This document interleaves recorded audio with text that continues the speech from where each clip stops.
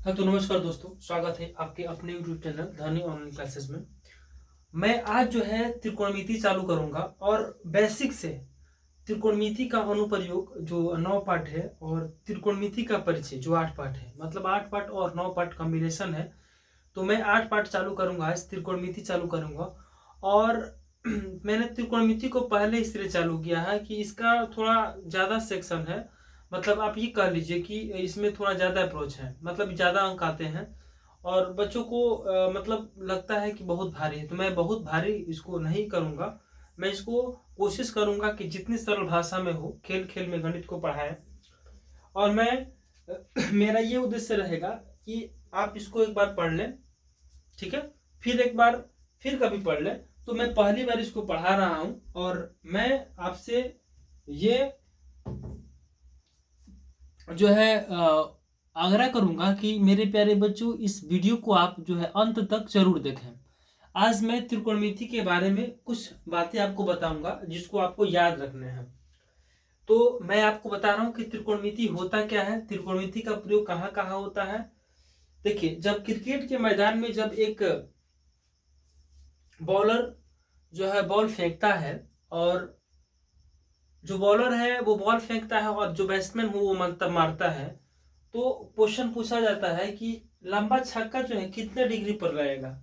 सबसे लंबा छक्का की बात करें तो 45 डिग्री पर। कितना डिग्री पे? 45 डिग्री पर सबसे लंबा छक्का लगता है। क्या लगता है मेरे दोस्त?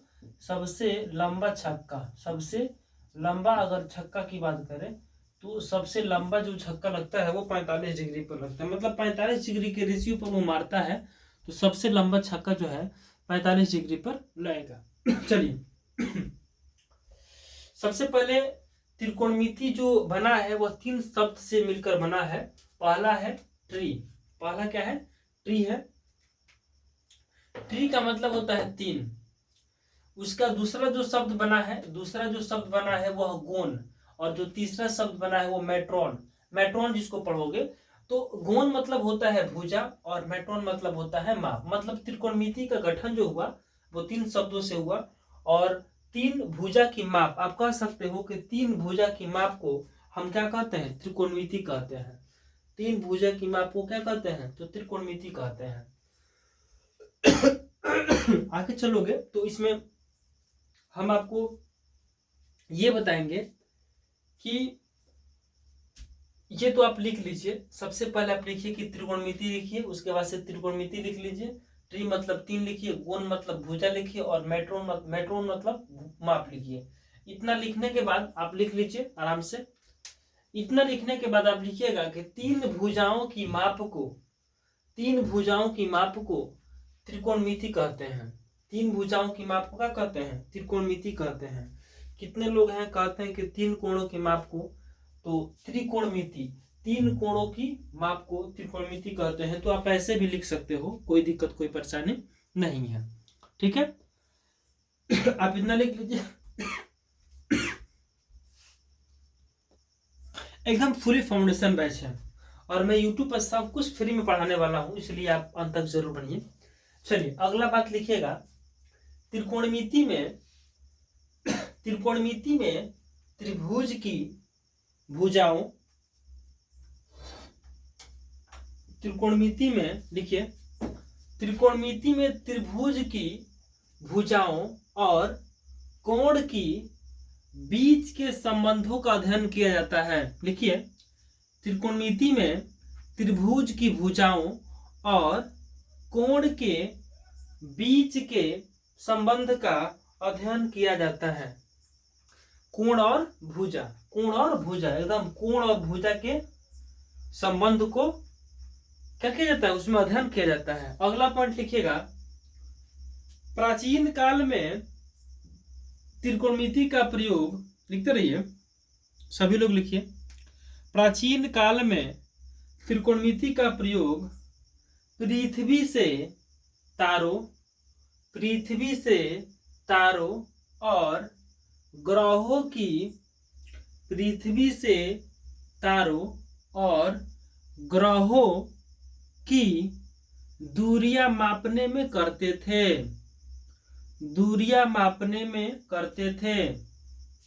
इसके अलावा लिखिए, इसके अलावा त्रिकोणमिति का प्रयोग भूगोल में, इंजीनियरिंग क्षेत्र में, लिखते रहिए, भूगोल में, इंजीनियरिंग क्षेत्र में, भौतिक विज्ञान में, मानव चित्र, मानव नहीं, मानचित्र बनाने में और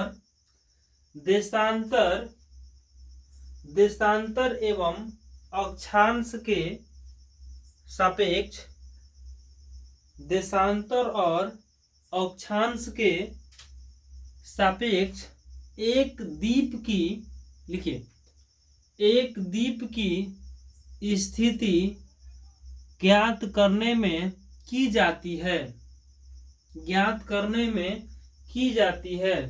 कभी कभी ये क्वेश्चन पूछता है कि त्रिकोणमिति का प्रयोग कहाँ कहाँ होता है, तो आप कहिएगा कि त्रिकोणमिति का प्रयोग जो है नौ चालन में होता है, फिजिक्स में होता है, भौतिकी में होता है, पृथ्वी से जो है, यहाँ लिखे हुए हैं कि पृथ्वी से तारों की दूरी क्या है, या फिर पृथ्वी से ग्रहों की दूरी क्या है, कितनी बार जो है त्रिकोणमिति का उपयोग जो है इंजीनियरिंग के क्षेत्र में भी किया गया है, जैसे पुल बल होता है, या फिर आप टावर अपने यहाँ देखे होंगे, टावर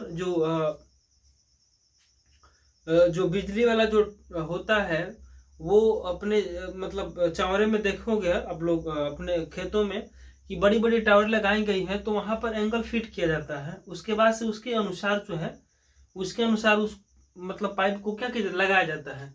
तो त्रिकोणमिति का प्रयोग वहां भी होता है, ठीक है। चलिए, उसके बाद से मानचित्र बनाने में भी इसका प्रयोग किया जाता है। ये चीज जो है आपको याद रखना है शॉर्ट नोटबुक में, और आपसे पूछा जाएगा इसका उपयोग कहाँ करते हैं। तो ये बहुत बेसिक चीजें हैं। अब आते हैं अगला बात, एक लिखिएगा, थोड़ा सा समझने का प्रयास करते हैं। ये सारा चीज हो गया है।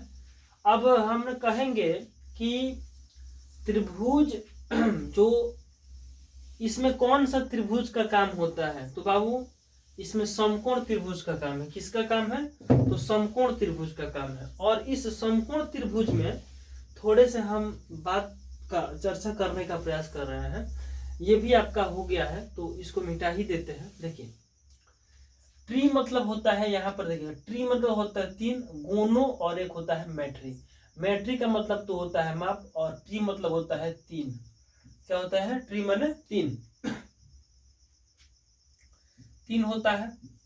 और गोनो का मतलब होता है भुजा। क्या होता है, भुजा,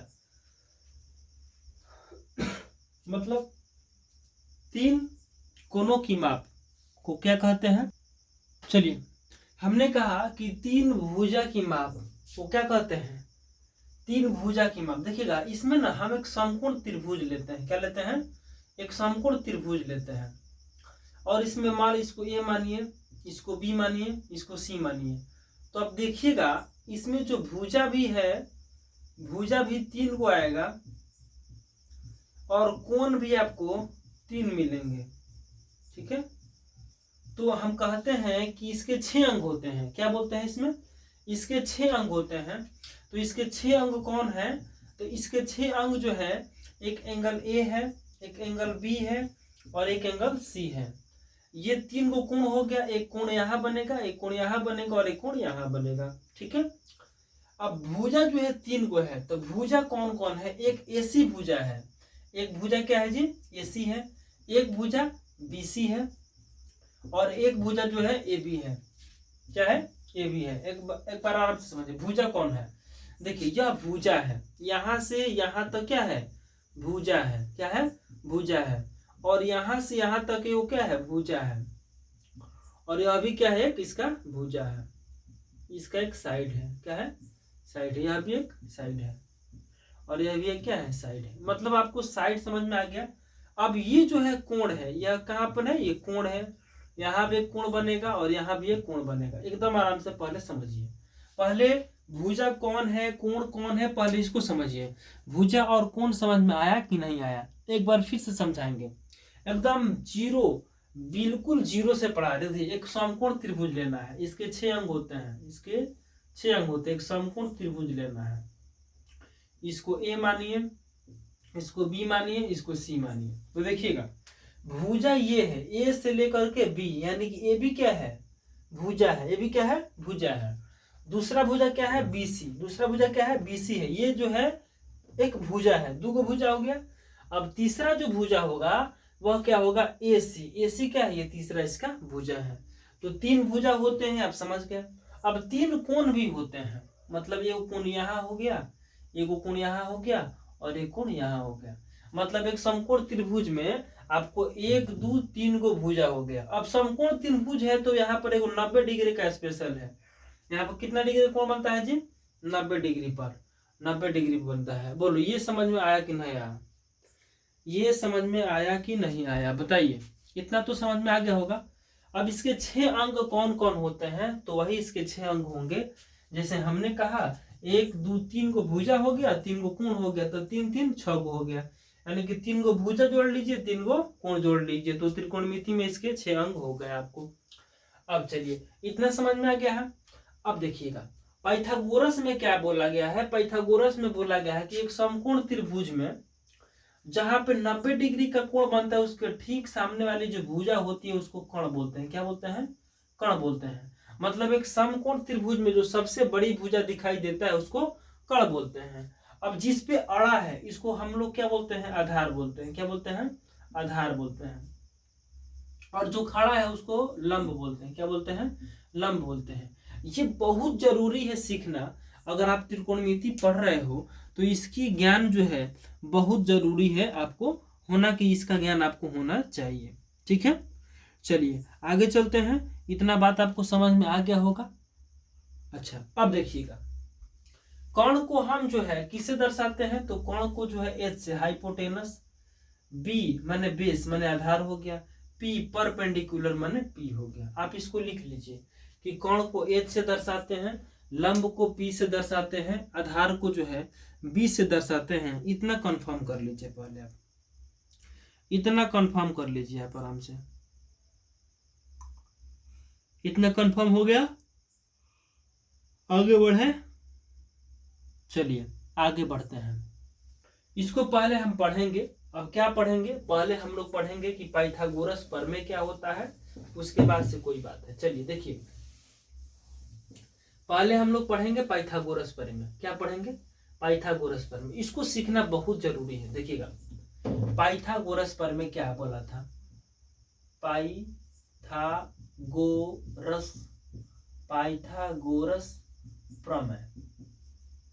पाइथागोरस ने क्या कहा था कि एक समकोण त्रिभुज लेते हैं, एक समकोण, उसने कहा था कि एक समकोण त्रिभुज लेते हैं, उस समकोण की बड़ी भुजा यानी कि कर्ण का वर्ग। ठीक है, एक समकोण त्रिभुज में बड़ी भुजा का वर्ग अन्य दो भुजाओं के, अन्य दो भुजाओं के, ये देखो समकोण त्रिभुज में क्या, ये पाइथागोरस ने क्या कहा था, एक समकोण त्रिभुज लेते हैं। क्या लेते हैं, एक समकोण त्रिभुज लेते हैं, बड़ी भुजा का वर्ग अन्य दो भुजाओं के वर्गों के योगफल के बराबर होना चाहिए। देखिए यह ए है, यह बी है, यह सी है, तो बड़ी भुजा ये है, तो बड़ी भुजा का वर्ग, बड़ी भुजा का वर्ग अन्य दो भुजाओं के, अन्य दो छोटी भुजाओं के वर्गों के योगफल के बराबर होता है। एक बार फिर से समझिए, पाइथागोरस ने कहा था बड़ी भुजा का वर्ग, बड़ी भुजा का वर्ग अन्य दो भुजाओं के वर्गों के योगफल के बराबर होता है।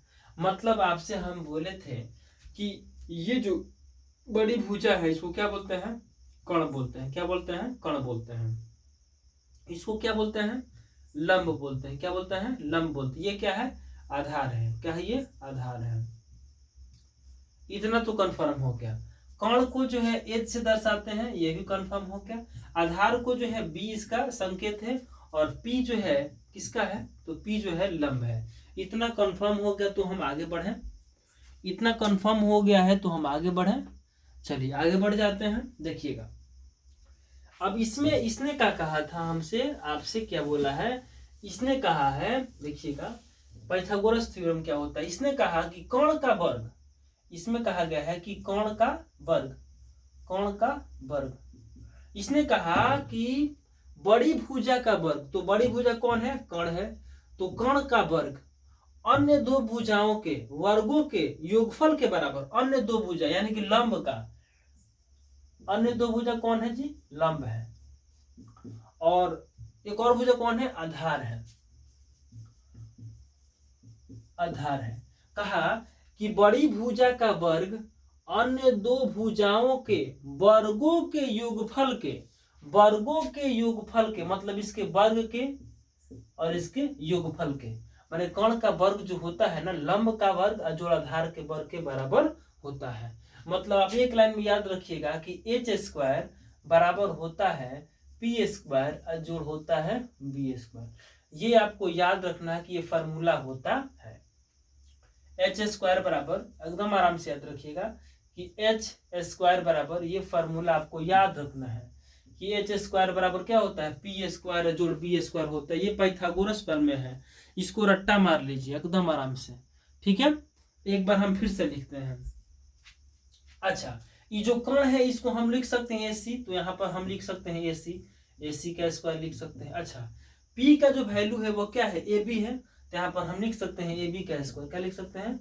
ए बी का स्क्वायर अजोड़ ये बी है, ये बी है, यहाँ से यहाँ तक क्या है? बी है, बी है मतलब बीसी है, तो हम यहाँ पर लिख सकते हैं बीसी का स्क्वायर। ये सबको समझ में आना चाहिए। ये आपका है पाइथागोरस प्रमेय।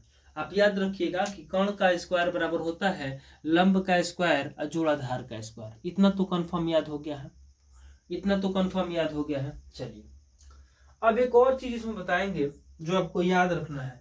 एक पाइथागोरस प्रमेय में जब भी आपको त्रिभुज समकोण त्रिभुज एबीसी लीजिएगा तो ध्यान रखिएगा कि यहाँ जब 90 डिग्री जो यहाँ बनेगा ना, उसके ठीक सामने वाला जो है कर्ण कहलाता है। क्या कहलाता है?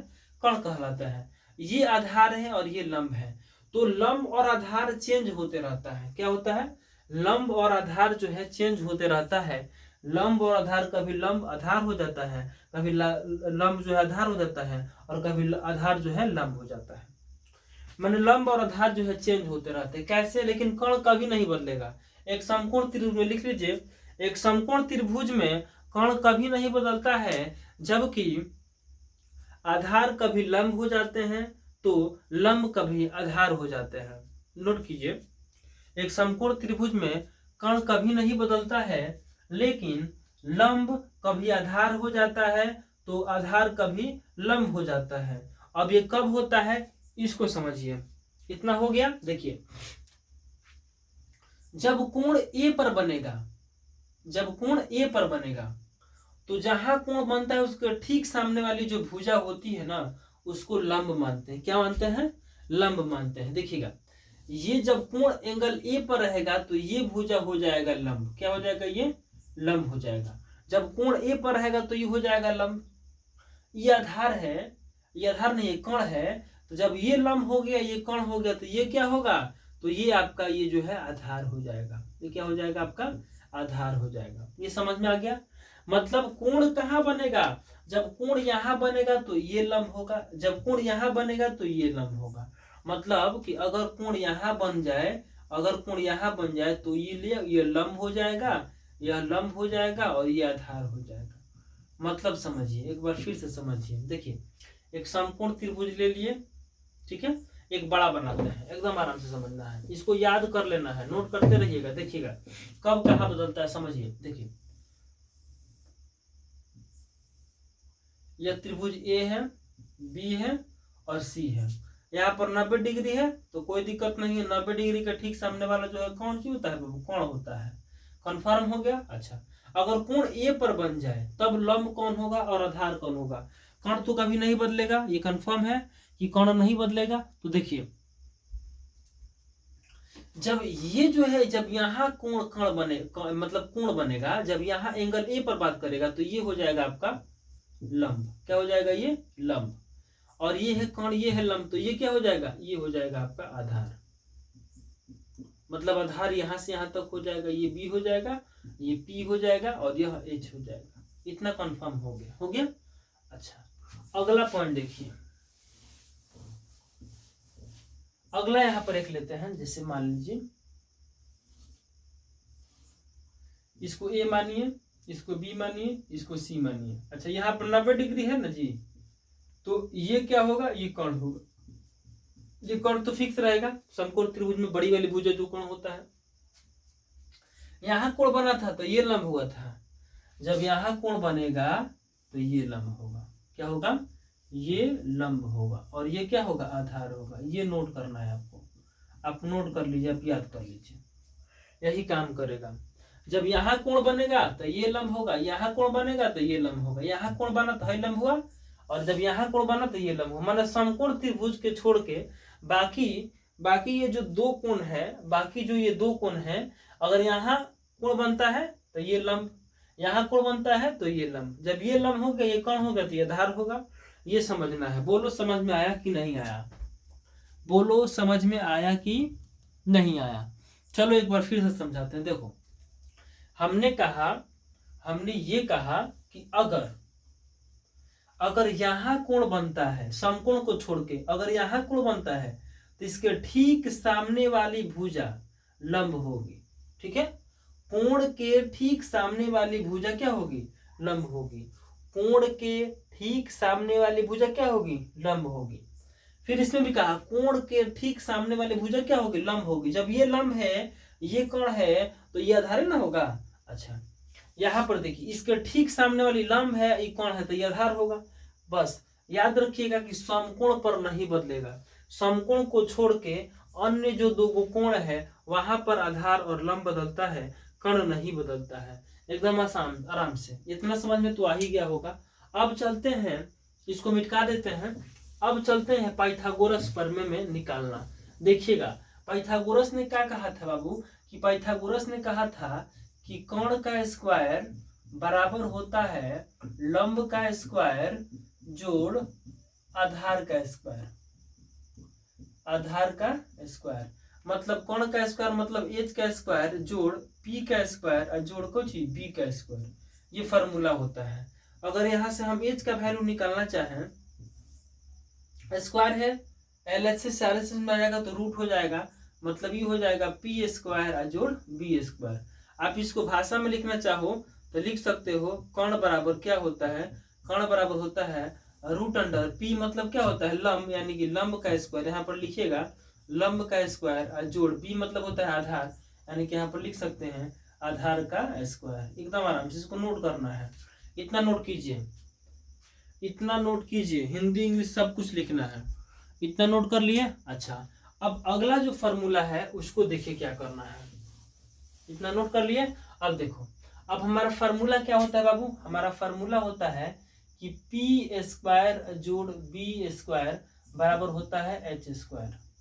ठीक है, अगर हमको यहाँ से p का वैल्यू निकालना है तो हम क्या करते हैं, एच स्क्वायर प्लस है, इधर आएगा तो माइनस में, ये बराबर का चिन्ह है, बराबर का चिन्ह में इधर प्लस होता है तो इधर माइनस होता है, माइनस होता है तो प्लस होता है, गुणा होता है तो भाग, भाग होता है तो गुणा। आपको हम बताएंगे बेसिक क्लास चल रहा है ना, वहाँ इसका जिक्र होगा।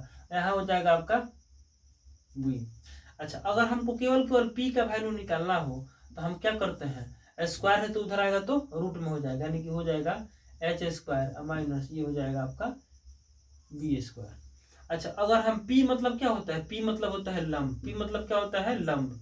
अच्छा लंब का वैल्यू निकालना चाहो तुम तो इसको क्या लिख सकते हो, इसको लिखोगे कोण का स्क्वायर। क्या लिखोगे, कोण का स्क्वायर, कोण का स्क्वायर माइनस कोची बाबू b मतलब क्या होता है आधार, यानी कि यहाँ पर लिखेंगे आधार का स्क्वायर। बोलो ये समझ में आया कि नहीं आया, ये फॉर्मूला समझ में आया कि नहीं आया, एकदम आराम से समझना है। एक बार फिर से समझाएंगे हम, आप चिंता मत कीजिए। इतना कहानी खत्म हो गया। अच्छा यहाँ कोण का फॉर्मूला निकल गया, यहाँ लंब का फॉर्मूला निकल गया, और यहाँ अब आधार का फॉर्मूला लगाएंगे। क्या लगाएंगे, आधार का फॉर्मूला लगाइए आधार का फॉर्मूला। देखिएगा पाइथागोरस प्रमेय रहने दीजिएगा, और आधार कैसे निकलेगा देखिएगा। आपको पता है कि पी स्क्वायर जोड़ बी स्क्वायर बराबर होता है एच स्क्वायर। ठीक है, अब हमको b का वैल्यू निकालना है बी स्क्वायर का, तो ये एच स्क्वायर है तो एच स्क्वायर है, प्लस है, जब बराबर की इधर आएगा तो किस में हो जाएगा, माइनस में हो जाएगा। p है प्लस में, इधर आएगा तो माइनस में होगा, पी स्क्वायर है तो यहाँ पर लिख देंगे पी स्क्वायर। अब हमको केवल b का वैल्यू निकालना है, तो स्क्वायर है तो स्क्वायर है तो जब स्क्वायर है बराबर के इधर जाएगा तो रूट हो जाएगा, रूट इधर आएगा तो स्क्वायर हो जाएगा। एच का मान यहाँ पर लिख सकते हैं H square minus P square, इतना काम खत्म। अच्छा बी मतलब क्या होता है, बी मतलब होता है आपका आधार, क्या होता है आधार।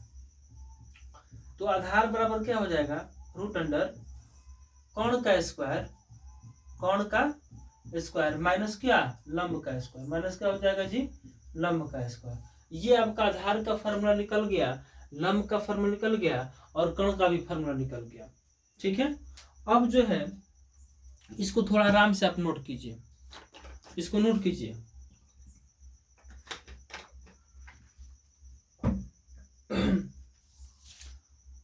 नोट कर लिए, चलिए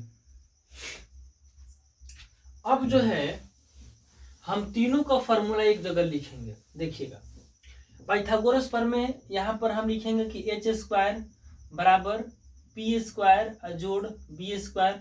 अब एच का फॉर्मूला क्या होता है रूट अंडर पी स्क्वायर जोड़ बी स्क्वायर।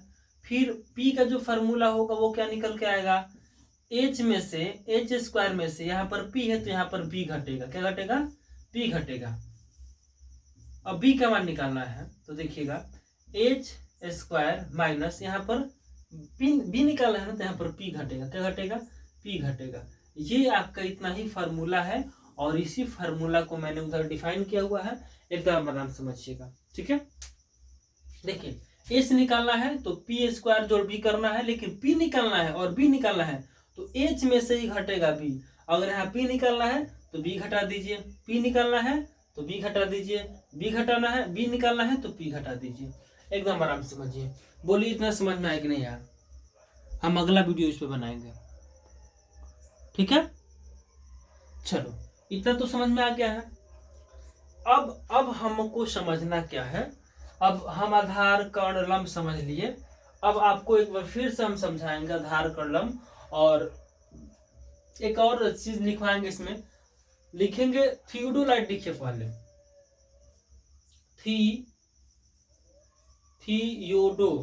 थियोडोलाइट, थियोडोलाइट लिख के डैश मारिए और लिखिए थियोडोलाइट में लिखिएगा, लिखिए यह एक, लिखिए थियोडोलाइट लिखिए यह एक सर्वेक्षण यंत्र है। लिखिए यह एक सर्वेक्षण यंत्र है, यह एक सर्वेक्षण यंत्र है जो त्रिकोणमिति के नियमों पर, यह एक सर्वेक्षण यंत्र है जो त्रिकोणमिति के नियमों पर, जो त्रिकोणमिति के नियमों पर आधारित है, जो त्रिकोणमिति के नियमों पर आधारित है, जो त्रिकोणमिति के नियमों पर आधारित है। इसका प्रयोग एक घोड़ी, घुड़ी लिखिएगा घुड़ी, हाँ घुड़ी लिखिएगा, घुड़ी घोड़ी घूर्णन जिसको बोलते हैं घूर्णी हो गया। इसका प्रयोग एक घूर्णी टेलीस्कोप से, टेलीस्कोप से, टेलीस्कोप से कोणों का, टेलीस्कोप से कोणों का मापन करने के लिए किया जाता है, मापन करने के लिए किया जाता है, मापन करने के लिए किया जाता है। टेलीस्कोप से कोणों का मापन करने के लिए किया जाता है, उसको थियोडोलाइट कहते हैं। ये जो थियोडोलाइट होता है ऊंची पर्वत पर, बहुत दूरी, बहुत मतलब आप आंख से वहां नहीं देख सकते हो, तो एक ये थियोडोलाइट एक कैमरा की तरह है जो आपके 8 पॉइंट कितना में 8.4 में दिया हुआ है। उसको थोड़ा आप जाकर के आराम से पढ़िएगा और उसमें आपको दिखाया गया है कि त्रिकोणमिति माने बहुत ऊंचाई को मापना है तो इसके सहारा जो है मापा गया है। ठीक है, चलिए अब जो है आज के सेशन को यहीं समाप्त करते हैं। दूसरे पार्ट 2 में, त्रिकोणमिति के पार्ट 2 में जो पूरा बेसिक से चला रहे हैं, पूरे बेसिक से चला रहे हैं, और इसके बाद से जो बनेगा, इसके अगला जो सवाल बनेंगे धीरे धीरे धीरे मैं कोशिश करूंगा कि ठीक ठाक करूं। तो तब तक के लिए बाय बाय, गुड नाइट। और मैं आपको गुड नाइट नहीं कहूंगा, फिर भी अभी रात्रि में मैं वीडियो बना पा रहा हूं, तो मैं यही कहूंगा कि जितना ज़्यादा हो सके इस वीडियो को शेयर करो। जय हिंद।